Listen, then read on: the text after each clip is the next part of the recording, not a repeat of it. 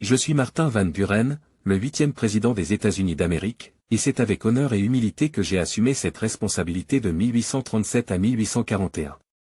Né le 5 décembre 1782 dans une modeste famille néerlandaise à Kinderhook, dans l'État de New York, je suis devenu le premier président à naître après la déclaration d'indépendance, incarnant une nouvelle génération d'Américains. Mon parcours politique a débuté très jeune.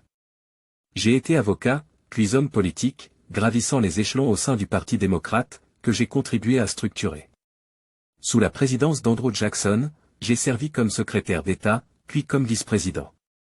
Ces années m'ont permis de comprendre les rouages de notre jeune nation et de renforcer ma conviction que le gouvernement devait servir les intérêts du peuple. Mon mandat présidentiel a commencé dans un contexte économique difficile. À peine arrivé au pouvoir, la panique financière de 1837 a plongé le pays dans une grave dépression économique. Les banques ont fait faillite, les entreprises ont fermé leurs portes, et des milliers d'Américains ont perdu leur emploi. Bien que cette crise ait trouvé ses racines dans les politiques de mon prédécesseur, j'ai été critiqué pour ma gestion de la situation.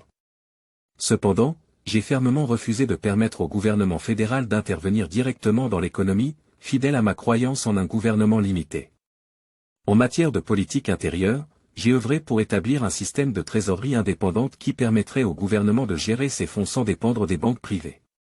Cette réforme, bien que controversée à l'époque, a posé les bases d'une stabilité financière à long terme. Sur le plan international, j'ai maintenu une politique de neutralité et de paix, évitant les conflits avec les nations étrangères.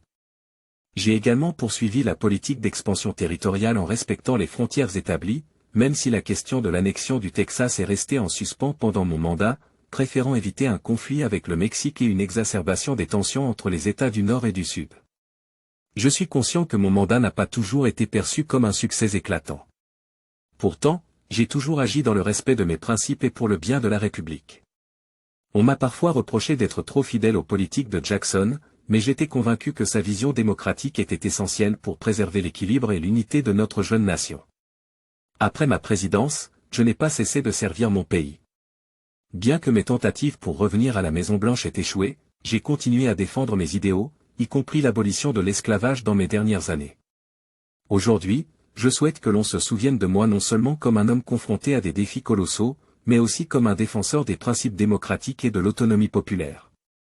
Je suis Martin Van Buren, et mon histoire témoigne des défis et des responsabilités de diriger une nation en pleine transformation. Que mes expériences et mes décisions soient une source d'enseignement pour les générations futures, qui continueront à bâtir sur les fondations que nous avons posées.